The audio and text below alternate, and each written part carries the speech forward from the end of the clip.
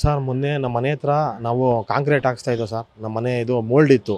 Mould ಇದ್ದಿದ್ದ ಕಾರಣ lorry ಏನು ಮಾಡ್ತು, ಜಲ್ಲಿನ ಮಧ್ಯ ರೋಡಿಗೆ ಸುರಿದ್ಬಿಟ್ಟು ಹೊಂಟೋಗಿತ್ತು ಸರ್. ಸುರಿದ್ಬಿಟ್ಟು ಹೊಂಟೋದಾಗ ನಾನು ಆ ಕೂಲಿ ಆಳುಗಳಿಗೆ ನಾಷ್ಟ ತರೋಣ ಅಂತ ಹೋಗಿದ್ದೆ.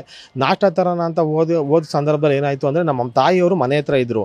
ಇವನು ಸಾಗರ್ ಕಿರಣ್ ಅನ್ನೋನು ಅಂಬೇಡ್ಕರ್ ಸೇನೆಯಲ್ಲಿ ನಾನು ಅಧ್ಯಕ್ಷ ಆಗಿದ್ದೀನಿ ಅಂದ್ಬಿಟ್ಟು ಕಾರ್ ಎತ್ಕೊಂಡು ಬಂದಂತೆ. ಕಾರ್ ಎತ್ಕೊಂಡು ಬಂದಾಗ ನಮಗೆ ಜಲ್ಲಿ ತೆಗಿಸಿ ನಾನು ಹೋಗಬೇಕು ಅಂದಾಗ ನಮ್ಮ ಗಾರೆ ಮೇಸ್ತ್ರಿ ದಯಣ್ಣವ್ರು ಏನಂದ್ರು, ತೆಗಿಸ್ಕೊಡ್ತೀನಿ ಇರಪ್ಪ ಅಂತ ಅಂದಾಗ ನಮ್ಮ ತಾಯಿಗೆ ಏಕವಚನದಲ್ಲಿ ಮಾತಾಡಿ ನಮ್ಮ ತಾಯಿಗೆ ಕೆಡಿಕೊಂಡು ಚೆನ್ನಾಗಿ ಹೊಡೆದು, ಒಂದು ಹೆಣ್ಣಿಗೆ ಈ ಥರ ಹೊಡಿಬೋದು ಅಂದರೆ ಈ ಸಂವಿಧಾನದಲ್ಲಿ ಅಂಬೇಡ್ಕರ್ ಅವರು ಹೆಣ್ಣಿಗೆ ಹೊಡಿಬೋದಾ? ಈ ಸಂವಿಧಾನ ಬರ್ದಿರೋದು ಅಂತ ಕೇಳಿ ಎಲ್ಲ ಜಾತಿಗೂ ಅವರು ಸಂವಿಧಾನ ಬರ್ದವ್ರೆ. ಈಗ ನೋಡಿ 14ನೇ ತಾರೀಕು ಈಗ ಈ ಥರ ಮಾಡಿ ನಮಗೆ ನಮ್ಮ ತಾಯಿಗೆ ಚೆನ್ನಾಗಿ ಹಿಡ್ಕೊಂಡು ಹೊಡೆದು ಹೀನಮಾನವಾಗಿ ಮಾತಾಡಿ ಅವ್ರ ತಂದೆಗೆ ಅಕ್ರಮ ಸಂಬಂಧ ಕಟ್ಟವ್ರೆ. ನಾವು ಅವ್ರಿಗೆ ಜಾತಿ ನಿಂದನೆ ಮಾಡಿದ್ದೀವಿ ಅಂತೆಲ್ಲ ಹೇಳವ್ರೆ. ನಾವು ಜಾತಿ ನಿಂದನೆ ಯಾವುದೇ ಕಾರಣಕ್ಕೂ ಮಾಡಿಲ್ಲ ಸ್ವಾಮಿ. ಈಗ ನಮ್ಮ ತಾಯಿಗೂ ಅವನಿಗೂ ಅಕ್ರಮ ಸಂಬಂಧ ಅಂತ ಹೇಳಿದ್ಮೇಲೆ ನಾವು ಯಾಕೆ ಸ್ವಾಮಿ ಜಾತಿ ನಿಂದನೆ ಮಾಡಬೇಕು? ನಮಗೆ ತುಂಬ ಅನ್ಯಾಯ ಆಗಿದೆ. ಸಾಗರ್ ಕಿರಣ್ ಅನ್ನೋನು, ಅವ್ರ ತಾಯಿ ಹೇಮಾವತಿ, ಪ್ರಿಯಾ, ಇವು 3 ಜನ ಸೇರ್ಕೊಂಡು ನಮ್ಮ ತಾಯಿಗೆ, ನಾನು ನಮ್ಮ ತಾಯಿ ಇಬ್ಬರೇ ಇರೋದು. ನಮ್ಗೆ ಇಲ್ಲಿ ಯಾರೂ ಸಪೋರ್ಟ್ಗಿಲ್ಲ ಸ್ವಾಮಿ.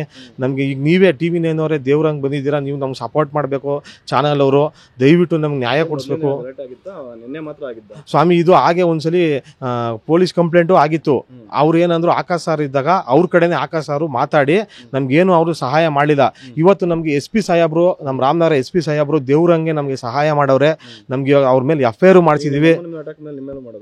ನಮ್ಮ ಮೇಲೂ ಮಾಡಿದ್ರು ಸ್ವಾಮಿ. ಶಿವ ಅಂತ ಒಬ್ಬ ರೌಡಿ, ಅವ್ನು ರೌಡಿ ಶೀಟರ್ ಆಗೈತಂತೆ ಆಲ್ರೆಡಿ.